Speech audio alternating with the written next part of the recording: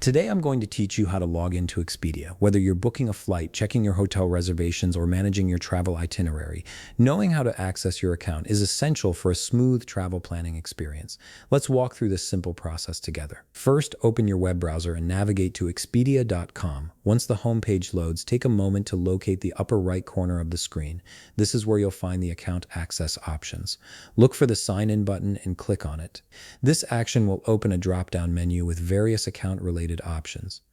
From that drop-down menu, you'll see another sign-in button. Go ahead and click on this as well. This will direct you to the main login page where you can actually enter your credentials and access your account. This page is designed to give you multiple ways to sign in, making the process convenient regardless of which platform you prefer to use. Now here's where Expedia makes things really flexible for you.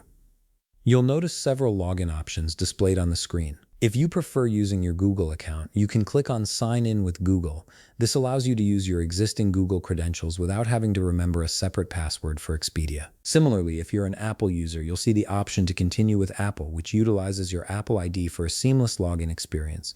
There's also a Continue with Facebook option if you'd rather use your Facebook account to access Expedia. Alternatively, if you prefer the traditional method, you can simply type in your email address and password directly into the fields provided.